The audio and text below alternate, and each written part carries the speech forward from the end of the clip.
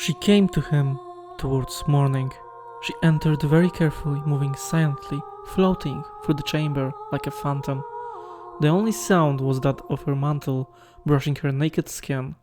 Yet this faint sound was enough to wake the Witcher, or maybe it only tore him from the half-slumber in which he rocked monotonously, as though traveling through fathomless depths, suspended between the seabed and its calm surface amidst the gently undulating strands of seaweed. The girl carefully climbed onto the bedclothes and onto him, wrapping her thighs around him.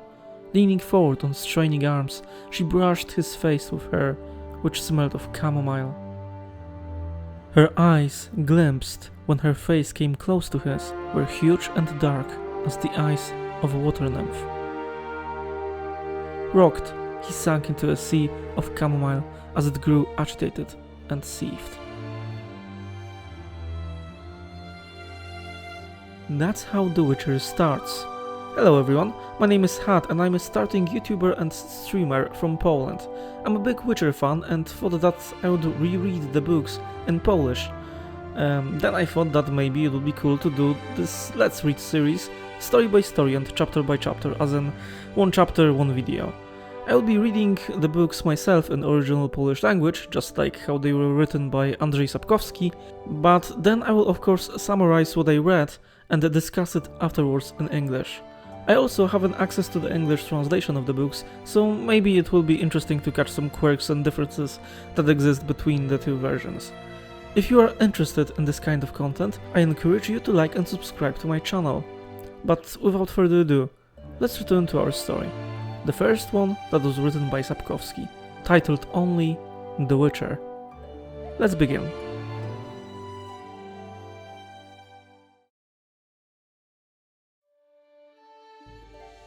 Later, it was said the man came from the north, from Roper's Gate.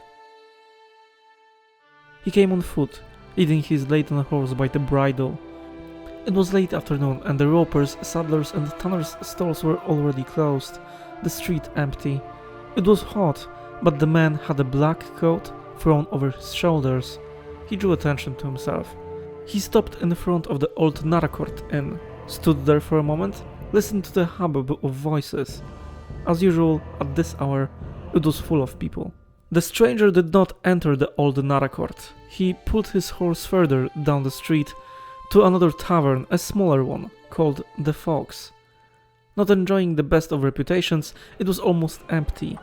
The innkeeper raised his head above a barrel of pickled cucumbers and measured the man with his gaze. The outsider, still in his coat, stood stiffly in front of the counter, motionless and silent. "What will it be?" "Beer," said the stranger. His voice was unpleasant. The stranger was not old, but his hair was almost entirely white. Beneath his coat, he wore a worn leather jerkin laced up at the neck and shoulders. As he took off his coat, those around him noticed that he carried a sword, not something unusual in itself. Nearly every man in Vizima carried a weapon, but no one carried a sword strapped to his back as if it were a bow or a quiver. The stranger did not sit at the table with the few other guests. He remained standing at the counter, piercing the innkeeper with his gaze. He drew from the tankard. "I'm looking for a room for tonight." "There's none," grunted the innkeeper, looking at the guest's boots, dusty and dirty. "Ask at the old Narakort." "I would rather stay here." "There is none." The innkeeper finally recognized the stranger's accent. He was Rivian. "I'll pay." The outsider spoke quietly, as if unsure, and the whole nasty affair began.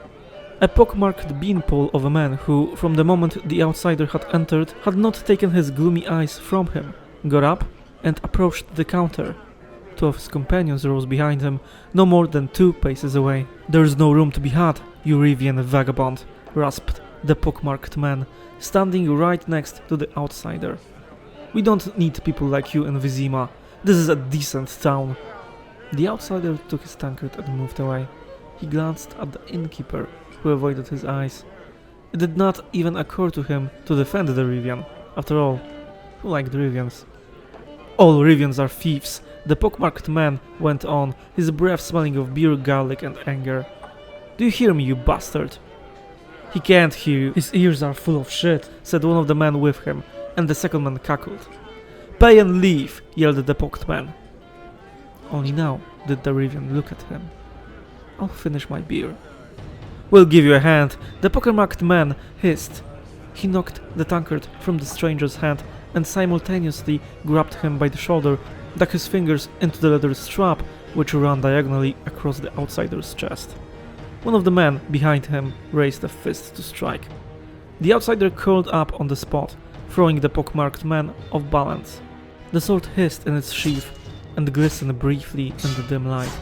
The place seethed. There was a scream, and one of the few remaining customers tumbled towards the exit. A chair fell with a crash and earthenware smacked hollowly against the floor. The innkeeper, his lips trembling, looked at the horribly slashed face of a pocked man who, clinging with his fingers to the edge of the counter, was slowly sinking from sight. The other two were lying on the floor, one motionless, the other writhing and convulsing in a dark, spreading puddle. A woman's hysterical scream vibrated in the air, piercing the ears as the innkeeper shuddered, caught his breath, and vomited. The stranger retreated towards the wall, tense and alert. He held the sword in both hands, sweeping the blade through the air. No one moved. Terror, like cold mud, was clear on their faces, paralyzing limbs and blocking throats. 3 guards rushed into the tavern with thuds and clanks. They must have been close by. They had truncheons wound with leather straps at the ready, but at the sight of the corpses, drew their swords. The Rivian pressed his back against the wall and with his left hand pulled a dagger from his boot. "Throw that down," one of the guards yelled with a trembling voice. "Throw that down, you fuck! You're coming with us!" The second guard kicked aside the table between himself and the Rivian. "Go get the men, Tresca!" he shouted to the third guard, who had stayed closer to the door. "No need," said the stranger, lowering his sword. "I'll come by myself." "You'll go, you son of a bitch, on the end of the rope," yelled the trembling guard. "Throw that sword down or I will smash your head in." The Rivian straightened. He quickly pinned his blade under his left arm and with his right hand raised towards the guards, swiftly drew a complicated sign in the air. The clout nails which studded his tunic from his wrists to elbows flashed. The guards drew back, shielding their faces with their arms. One of the customers sprang up with another darted to the floor. The woman screamed again, wild and ear-splitting. "I'll come by myself," repeated the stranger in his resounding, metallic voice. "And the 3 of you will go in front of me. Take me to the Castellan. I don't know the way." "Yes, sir," mumbled the guard, dropping his head. He made towards the exit, looking around tentatively. The other 2 guards followed him out backwards, hastily. The stranger followed in the tracks, sheathing his sword and dagger. As they passed the tables, the remaining customers hid their faces from the dangerous stranger. Hello, it's me again. If you watched this video to this point, I want to, first things first, thank you for doing that. It really means a lot to me. Can I assume that with you being almost 9 minutes into this video, you'd be interested in watching a Let's Read Witcher series like that on a more regular basis? If so, let me explain further how the series is going to work. First of all, I'm not aiming to replace audiobooks. I don't think I have a voice and abilities to do that, and although I try to do my best with my accent, it's still there, and because of that some of the English words may be hard to understand to some of you. I'm sorry about that. I read almost the whole beginning because that's the first time that we meet Geralt, and I want to announce here that I probably won't do that again. When we go further into the story, I will choose just the most important bits from the chapters we're discussing and summarize the rest of it. After that, I will provide a brief commentary and my thoughts about the differences that I noticed between Polish and English versions. I hope that's okay with you. Let's go back into the story. Velerat, Castellan of Vizima, scratched his chin. He was neither superstitious nor faint-hearted, but he did not relish the thought of being alone with the white-haired man.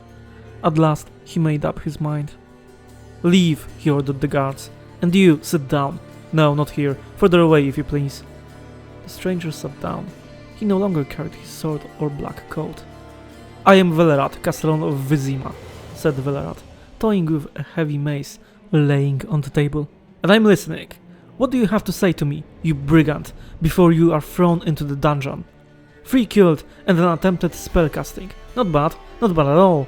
Men are impaled for such things in Vizima, but I'm a just man, so I will listen to you, before you are executed. Speak." "You nail this crossways, in taverns," he said quietly.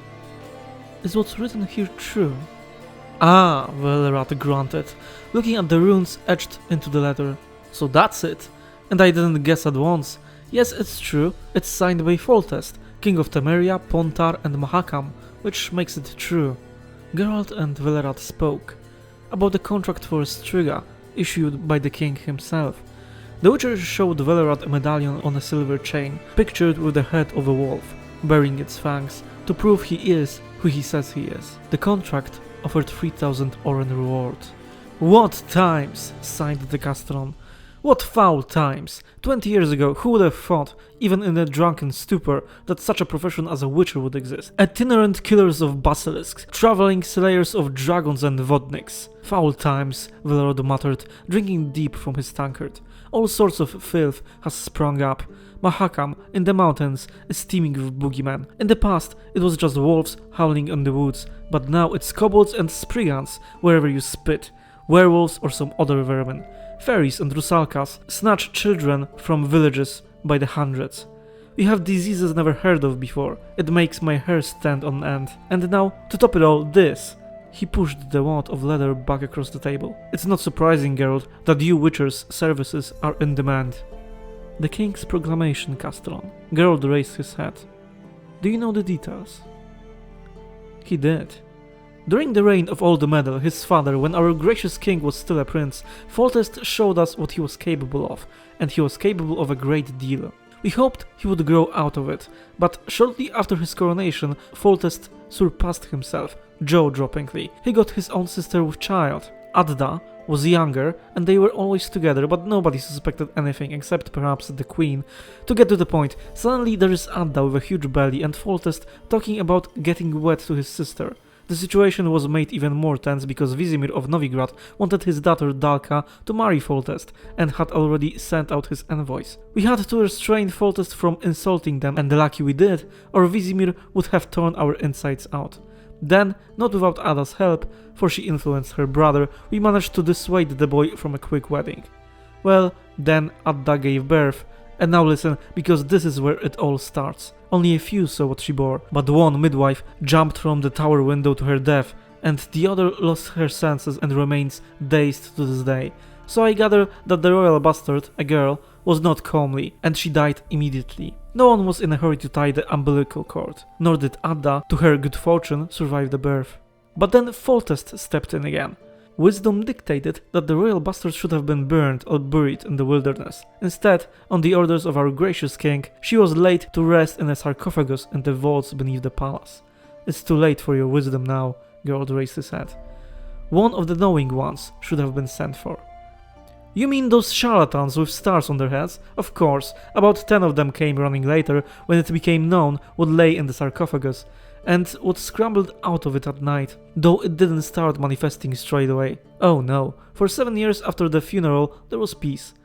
Then one night, it was a full moon, there were screams in the palace, shouting and commotion. I don't have to tell you, this is your trade, and you've read the proclamation. The infant had grown in the coffin, and how? Grown to have incredible teeth. In a word, she became a Striga. Pity you didn't see the corpses as I did. Had you, you'd have taken a great detour to avoid Vizima. Geralt was silent. Then, as I was saying, Vellerat continued, Foltest summoned a whole crowd of sorcerers. They all jabbled at the same time and almost came to blows with those staffs they carry, to beat off the dogs, no doubt, once they've been set loose on them. And I think they regularly are. I'm sorry, Geralt, if you have a different opinion of wizards, no doubt you do in your profession, but to me, they are swindlers and fools. You witchers inspire great confidence in men. At least, you are more straightforward. Geralt smiled, but didn't comment. Many mages tried to aid the king. Unfortunately, one of them said to Foltest that the curse can be lifted. From that point on, Foltest doesn't allow anyone to kill his daughter, having hope that one day her Striga form will be undone. And so it's been for 7 years, Geralt. because she was born around 14 years ago. Foltest's promised reward, the 3,000, has attracted many numbers of cranks, stray knights, even a shepherd known throughout the whole region as a cretin, may he rest in peace, but the Striga is still doing well. Every now and again, she gets her teeth into someone, you get used to it, and at least those heroes trying to reverse the spell have a use. The beast stuffs herself on the spot and doesn't roam beyond her palace. Foltest has a new palace, of course, quite a fine one. In 7 years, Geralt raised his head. In 7 years, no one has settled the matter. Well, no, Vellerad's gaze penetrated the Witcher, because the matter can't be settled. And Witchers, Castellan, have they tried? There were few, but when they heard the spell was to be lifted and the Striga wasn't to be killed, they mostly shrugged and left. That's one of the reasons why my esteem for Witchers has grown, Geralt. And one came along, younger than you, I forgot his name if he gave it at all. He tried. And? The fanged princess spread his entrails over a considerable distance. The Witcher decided to meet King Foltest. Foltest was slim and had a pretty, too pretty, face. Yeah, no, let's go with that version then. Yeah. Okay. He was under 40, the Witcher thought. The king was sitting on a dwarf armchair, carved from black wood, his legs stretched out toward the hearth, where the dogs were warming themselves. Next to him on a chest sat an older, powerfully built man with a beard. Behind the king stood another man, richly dressed, and with a proud look on his face, a magnate. "A Witcher from Rivia," said the king, after the moment's silence which fell after Vellerad's introduction. "Yes, your majesty," Geralt lowered his head. "What made your hair so grey? Magic? I can see that you are not old." "That was a joke. Say nothing. You've had a fair amount of experience, I dare presume." "Yes, your majesty." "I would love to hear about it."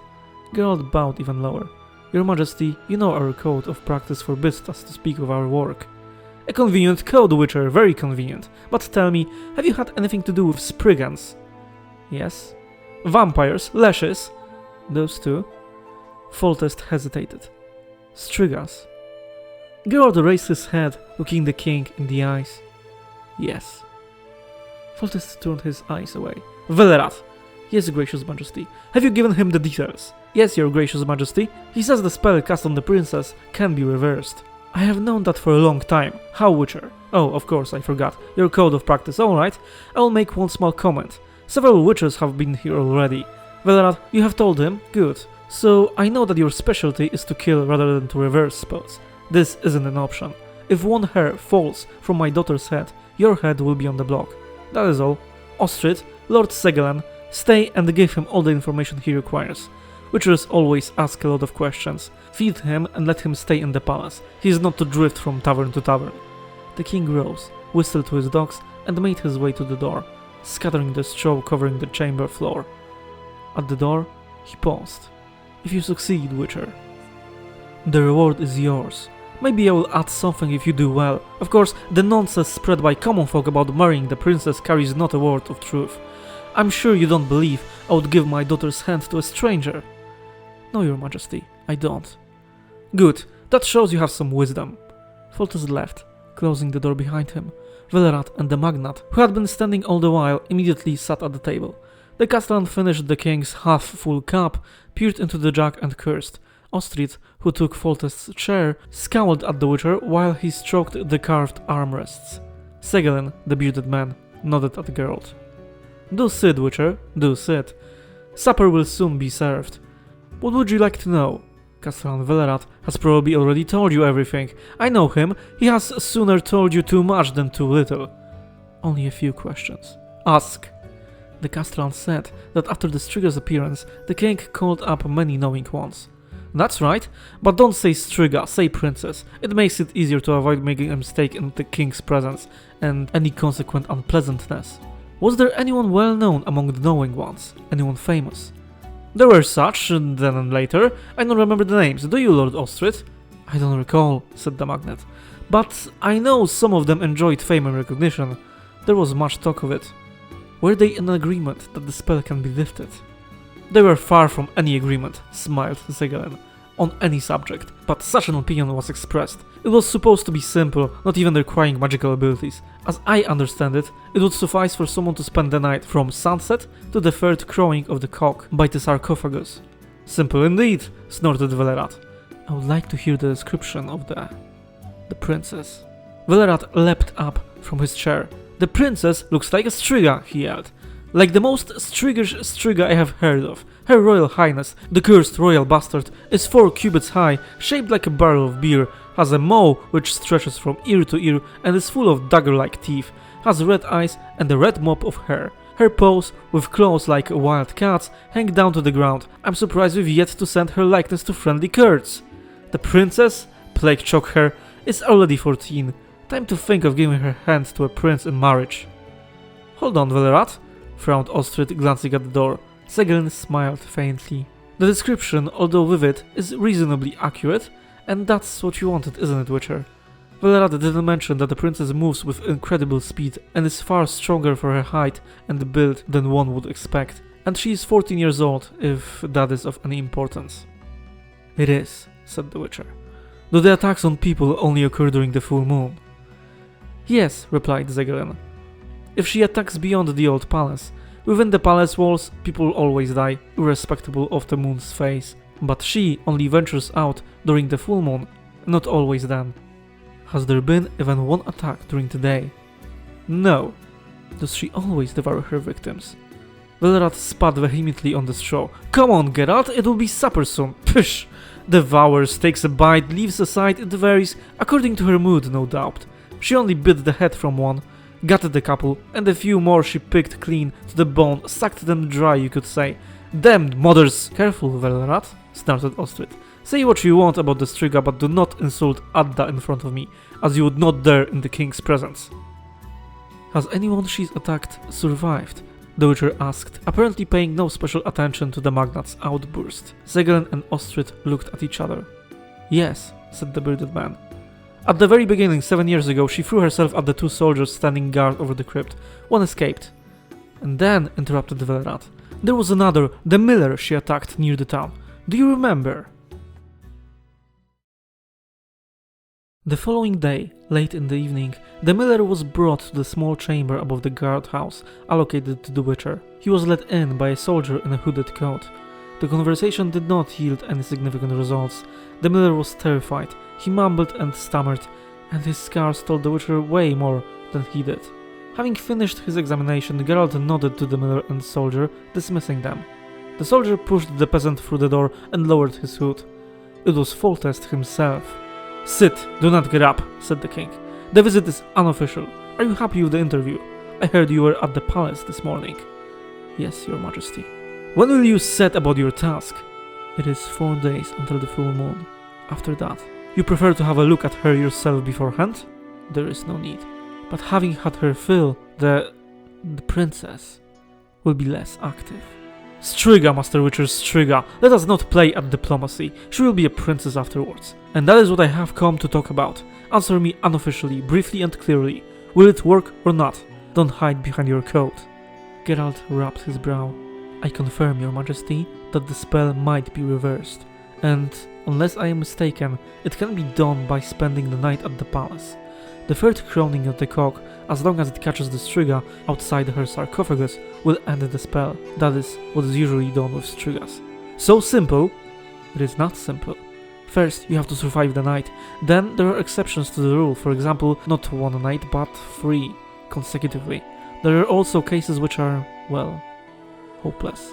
Yes, Foltest bristled. I keep hearing that from some people. Kill the monster because it's an incurable case. Master Witcher, I am sure they have already spoken to you. Am I right?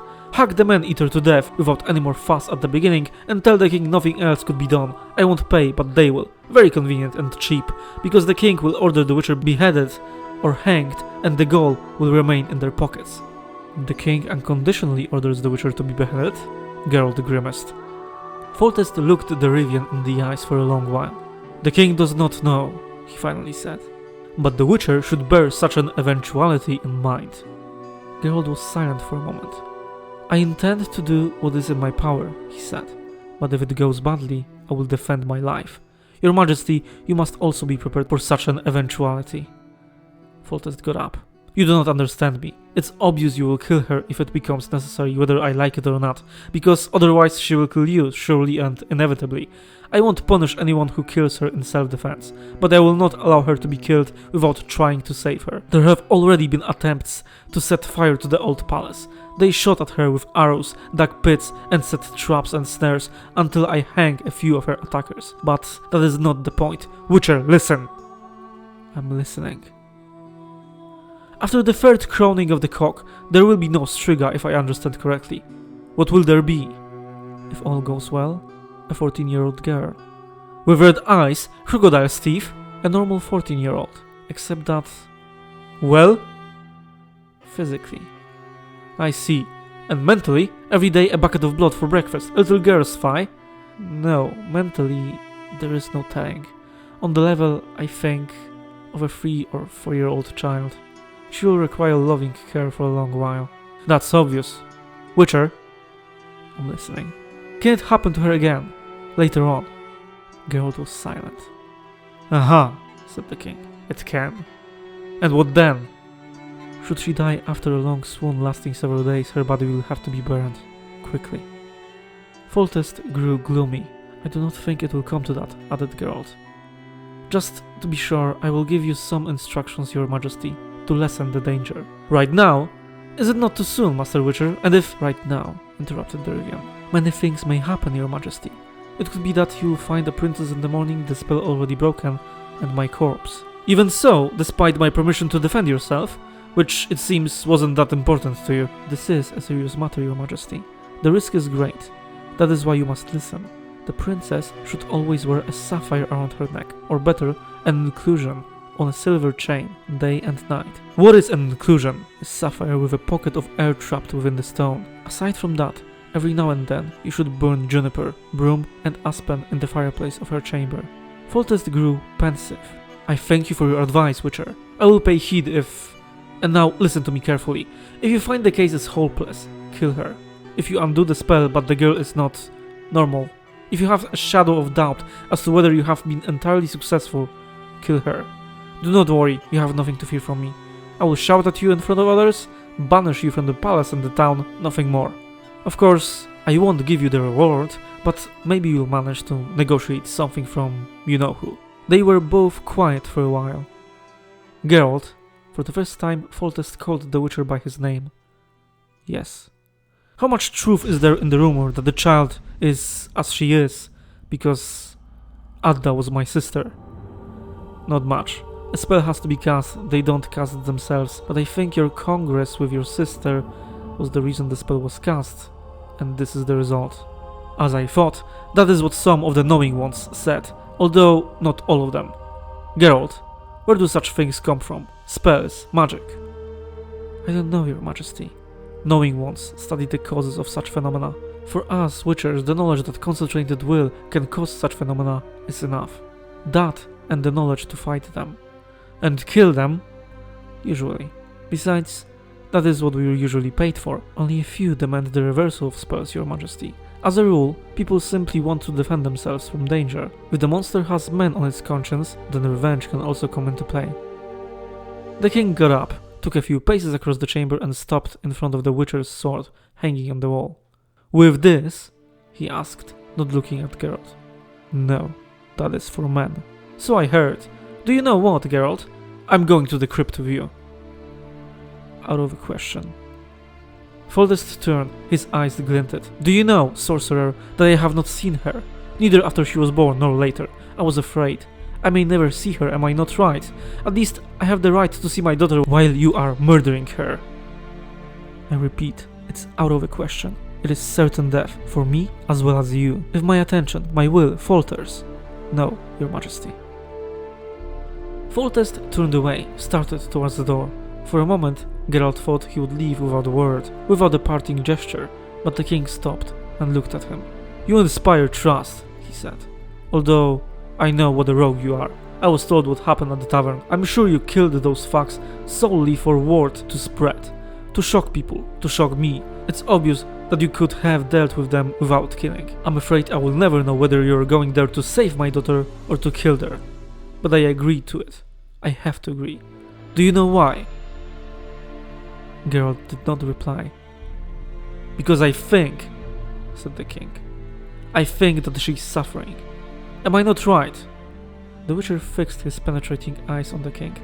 He didn't confirm it, didn't nod, didn't make the slightest gesture, but Foltest knew. He knew the answer.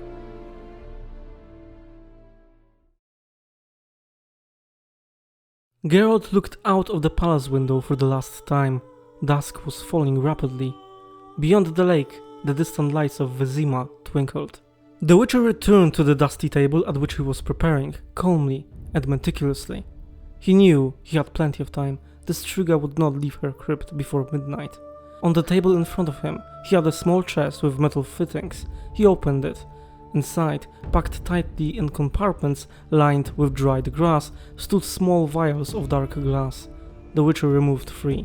From the floor, he picked up an oblong packet thickly wrapped in sheep's skins and fastened with a leather strap. He unwrapped it and pulled out a sword with an elaborate hilt, in a black, shiny scabbard covered with rows of runic signs and symbols. He drew the blade, which lit up with a pure shine of mirror-like brightness. It was pure silver. Geralt whispered an incantation and drank, one after the other, the contents of 2 vials, placing his left hand on the blade of the sword after each sip. Then, wrapping himself tightly in the black coat, he sat down on the floor.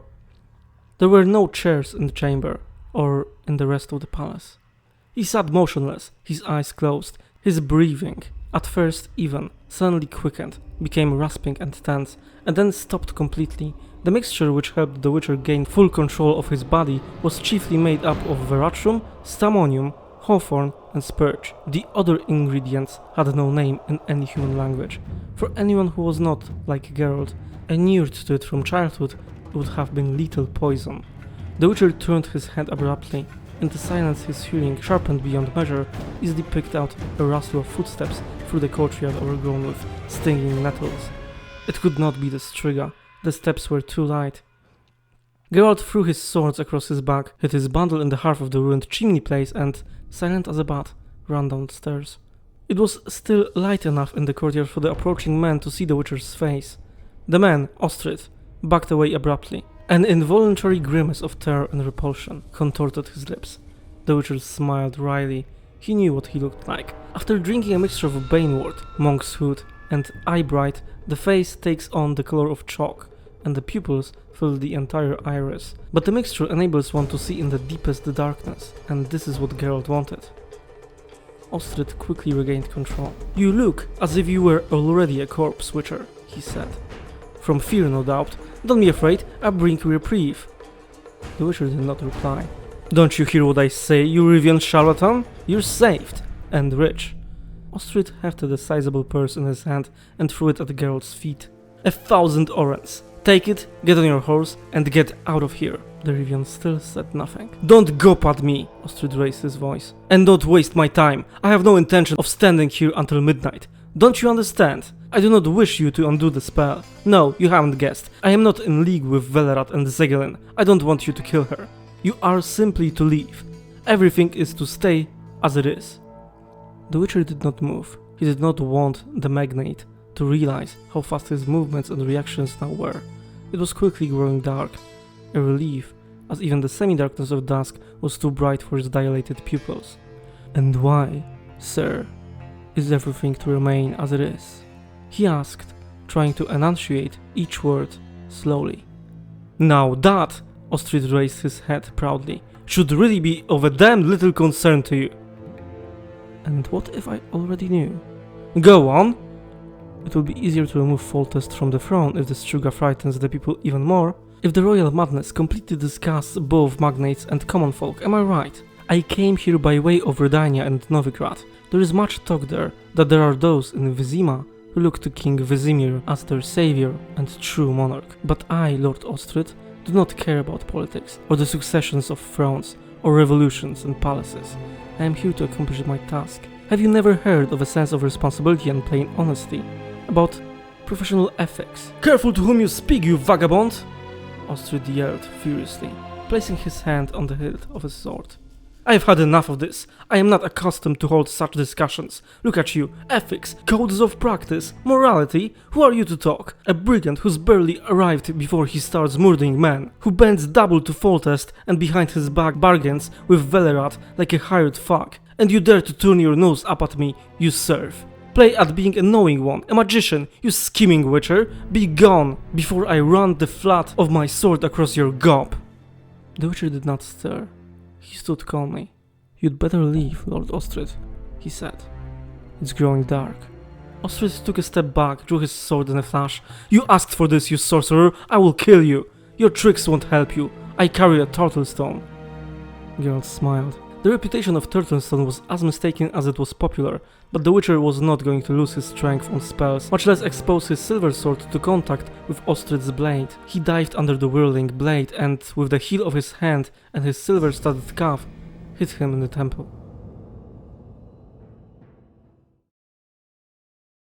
Ostrid quickly regained consciousness and looked around in the total darkness. He noticed that he was tied up. He did not see Geralt standing right beside him, but he realized where he was and let out a prolonged, terrifying howl. Keep quiet, said the Witcher. Otherwise, you will lure her out before her time. You damned murderer! Where are you? Untie me immediately, you louse! You will hang for this, you son of a bitch! Quiet. Ostrid panted heavily. You leaving me here to be devoured by her?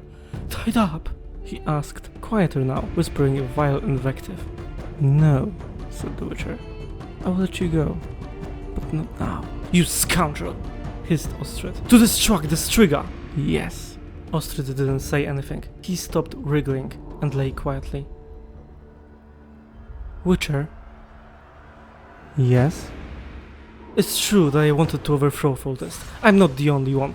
But I am the only one who wanted him dead. I wanted him to die in agony, to go mad, to rot alive. Do you know why?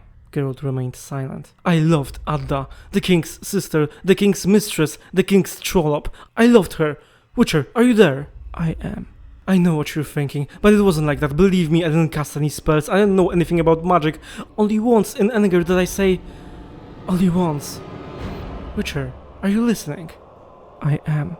It's his mother, the old queen. It must be her. She couldn't watch him and Ada. It wasn't me. I only once, tried to persuade them, but Ada...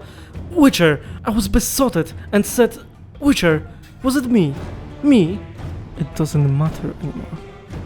Witcher! Is it nearly midnight? It's close. Let me go. Give me more time. No. Ostrid did not hear the scrape of the tomb plate being moved aside, but the Witcher did. He leaned over and, with his dagger, cut the magnate's bonds. Ostrid did not wait for the word. He jumped up, numb, obbled clumsily, and ran. His eyes had grown accustomed enough to the darkness for him to see his way from the main hall to the exit. The slab blocking the entrance to the crypt opened and fell to the floor with a thud. Geralt, prudently behind the staircase balustrade, saw the misshapen figure of the Striga speeding swiftly and unerringly in the direction of Ostrid's receding footsteps. Not the slightest sound issued from Striga. Terrible, quivering, frenzied scream tore the night, shook the old walls, continued rising and falling, vibrating. The Witcher couldn't make out exactly how far away it was. His sharpened hearing deceived him, but he knew that the Striga had caught up with Ostrid quickly. Too quickly. He stepped into the middle of the hall, stood right at the entrance of the crypt. He threw down his coat, twitched his shoulders, adjusted the position of his sword, pulled on his gauntlets. He still had some time. The Witcher waited. By his count, there were about 3 hours left until dawn. The cock's crow could only mislead him. Besides, there were probably no cocks in the neighborhood. He heard her. She was trudging slowly, shuffling along the floor. And then he saw her. The description had been accurate. The disproportionately large head, set on a short neck, was surrounded by a tangled curly halo of reddish hair. Her eyes shone in the darkness like an animal's. The Striga stood motionless, her gaze fixed on Geralt. Suddenly, she opened her jaws, as if proud of her rows of pointed white teeth, then snapped them shut with a crack like a chest being closed, and leapt, slashing at the Witcher with her bloodied claws. Geralt jumped to the side, spun a swift pirouette. The Striga rubbed against him, also spun around, slicing through the air with her talons. She didn't lose her balance and attacked anew, mid-spin, gnashing her teeth fractions of an inch from Geralt's chest. The Rivian jumped away, changing the direction of his spin with a fluttering pirouette to confuse the Striga. As he leapt away, he dealt a hard blow to the side of her head with the silver spikes studding the knuckles of his gauntlet. The Striga roared horribly, filling the palace with a booming echo, fell to the ground, froze and started to howl hollowly and furiously. The Witcher smiled maliciously. His first attempt, as he hoped, had gone well. Silver was fatal to the Striga, as it was for most monsters brought into existence through magic, so there was a chance. The beast was like the others, and that boded well for lifting the spell, while the silver sword would, as a last resort, assure his life. The Striga was in no hurry with her next attack. She approached slowly, baring her fangs, dribbling repulsively. Geralt backed away and, carefully placing his feet, traced a semicircle. By slowing and quickening his movements, he distracted the Striga, making it difficult for her to leap. As he walked, the Witcher unwound a long, strong silver chain, weighted at the end. The moment the Striga tensed and leapt, the chain whistled through the air, and, coiling like a snake, twined itself around the monster's shoulders, neck, and head. The Striga's jump became a tumble, and she let out an ear-piercing whistle. She thrashed around on the floor, howling horribly with fury or from the burning pain inflicted by the despised metal. Geralt was content. If he wanted, he could kill the Striga without great difficulty, but the Witcher did not draw his sword. Nothing in the Striga's behavior had given him a reason to think she might be an incurable case. Geralt moved to a safer distance and, without letting the writhing shape on the floor out of his sight, breathed deeply, focused himself. The chain snapped. The silver links scattered like rain in all directions, ringing against the stone. The Striga, blind with fury, tumbled to the attack, roaring. Geralt waited calmly and, with his raised right hand, traced the sign of art in front of him. The Striga fell back, as if hit by a mallet, but kept her feet, extended her talons, bared her fangs. Her hair stood on end and fluttered as if she were walking against a fierce wind. With difficulty, one rasping step at a time, she slowly advanced. But she did advance. Geralt grew uneasy. He did not expect such a simple sign to paralyze the Striga entirely, but neither did he expect the beast to overcome it so easily. He could not hold the sign for long, it was too exhausting, and the Striga had no more than 10 steps to go. He lowered the sign suddenly and sprang aside. The Striga, taken by surprise, flew forward, lost her balance, fell, slid along the floor, and tumbled down the stairs into the crypt's entrance, yawning in the floor. Her infernal scream reverberated from below. To gain time, Geralt jumped on the stairs leading to the gallery. He had not even climbed halfway up when the Striga ran out of the crypt, speeding along like an enormous black spider. The Witcher waited until she had run up the stairs after him, then leapt over the balustrade. The Striga turned on the stairs, sprang and flew at him in an amazing 10-meter leap.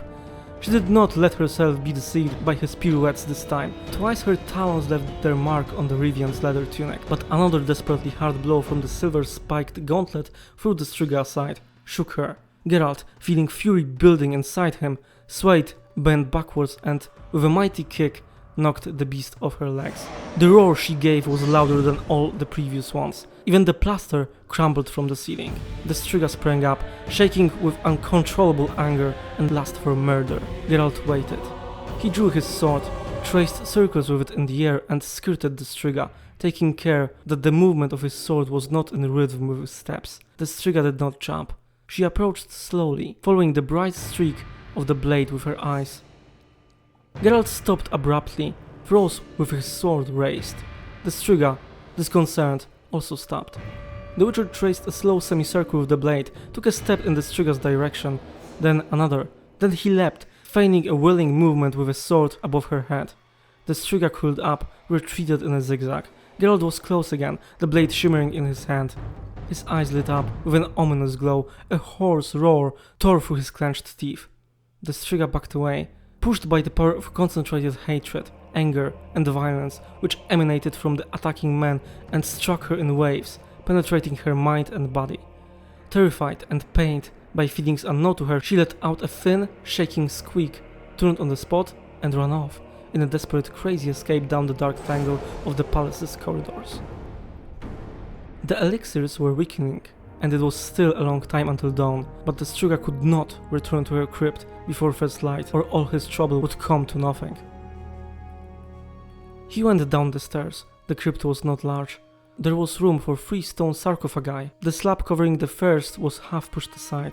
Geralt pulled the third vial from beneath his tunic, quickly drank its contents, climbed into the tomb, and stretched out in it. As he had expected, it was a double tomb for mother and daughter. He had only just pulled the cover closed when he heard the Strigas roar again. He lay on his back next to Adda's mummified corpse and traced the sign of Irdan on the inside of the slab. He laid his sword on his chest, stood a tiny hourglass filled with phosphorescent sand next to it, and crossed his arms. He no longer heard the Striga's screams as she searched the palace. He had gradually stopped hearing anything as the true love and Celandine began to work. When Geralt opened his eyes, the sand had passed through the hourglass, which meant his sleep had been even longer than he had intended. He pricked up his ears and heard nothing. His senses were now functioning normally. He took hold of his sword and, murmuring an incantation, ran his hand across the lid of the sarcophagus. He then moved the slab slightly, a couple of inches. Silence. He pushed the lid further, sat, holding his weapon at the ready, and lifted his head above the tomb. The crypt was dark, but the Witcher knew that outside, dawn was breaking. He struck a light, lit a miniature lamp and lifted it, throwing strange shadows across the walls of the crypt. It was empty. He scrambled from the sarcophagus, aching, numb, cold, and then he saw her. She was lying on her back next to the tomb, naked and unconscious. She was rather ugly, slim with small pointed breasts and dirty. Her hair, flaxen red, reached almost to her waist. Standing the lamp on the slab, he kneeled beside her and leaned over. Her lips were pale, and her face was bloody where he had hit her cheekbone. Geralt removed his gloves, put his sword aside and, without any fuss, drew up her top lip with his finger. Her teeth were normal. He reached for her hand, which was buried in the tangled hair. Before he took it, he saw her open eyes. Too late.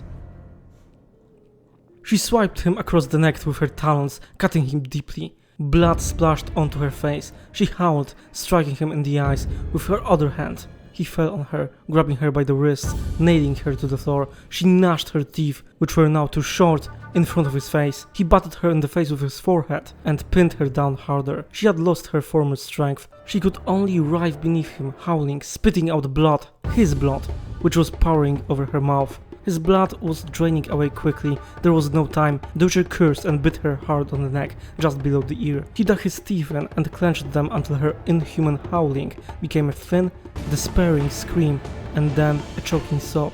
The cry of a hurt 14-year-old girl. He let her go when she stopped moving, got to his knees, tore a piece of canvas from his sleeve pocket and pressed it to his neck.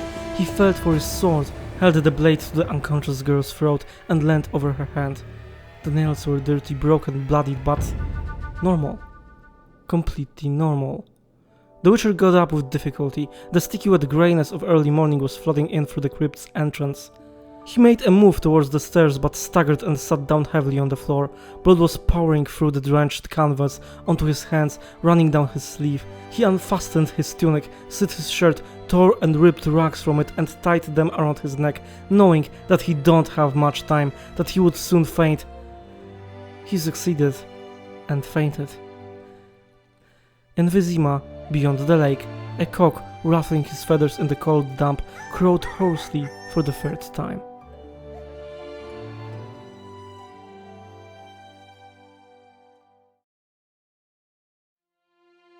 He saw the whitened walls and beamed ceiling of the small chamber above the guard room. He moved his head, grimacing with pain, and moaned. His neck was bandaged, thickly, thoroughly, professionally. "Lie still, Witcher," said Velerat. "Lie, do not move." "My sword." Yes, of course. What is most important is your Witcher's silver sword. It's here, don't worry, both the sword and your little trunk. And the 3,000 orens. Yes, don't utter a word. It is I who am an old fool and you the wise Witcher. Foltest has been repeating it over and over for the last 2 days. 2. Oh yes, 2. She slit your neck open quite thoroughly. One could see everything you have inside there. You lost a great deal of blood. Fortunately, we hurried to the palace straight after the third crowing of the cock. Nobody slept in Vizima that night. It was impossible, you made a terrible noise. Does my talking tire you? The princess. The princess is like a princess, thin and somewhat dull-witted. She weeps incessantly and wets her bed, but Faulted says this will change. I don't think it will change for the worse, do you, Geralt? The Witcher closed his eyes. Good, I take my leave now. Rest. Velerat got up. Geralt, before I go, tell me, why did you try to bite her to death? Huh? Geralt? The Witcher was asleep.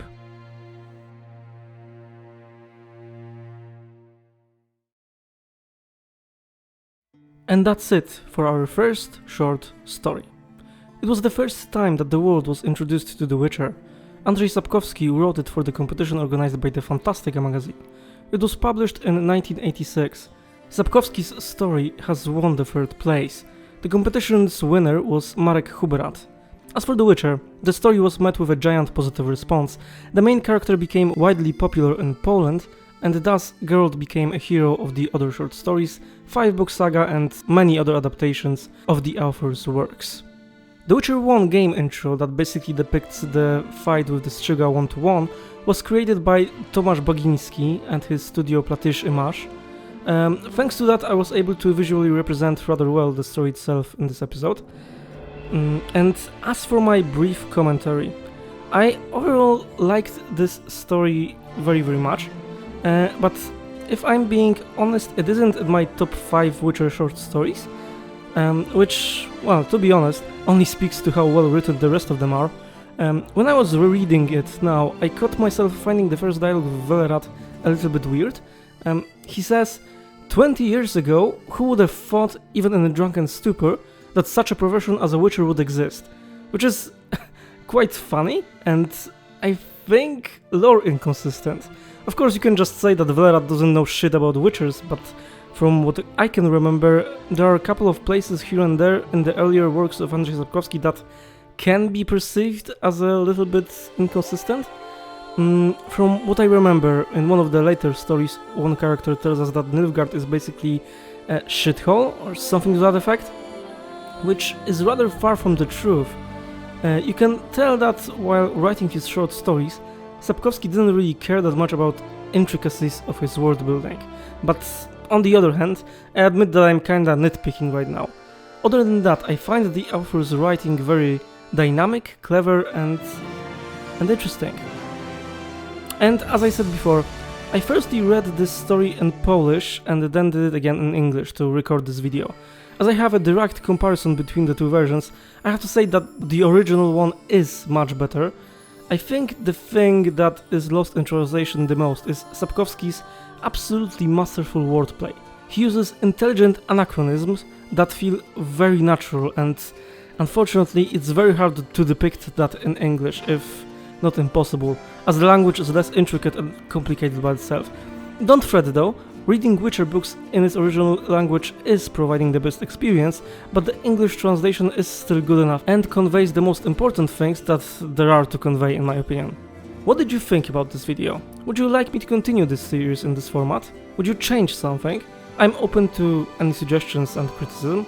If you liked it, please hit the button under the video. If you didn't, hit a dislike, and if you could, write me in the comments what would you do differently so I can improve next time. And if you'd like to watch more content like this from me, I would urge you to subscribe and maybe click the notification bell after that so you won't miss any of my new content. Besides doing Witcher related stuff, I am also a starting Twitch streamer.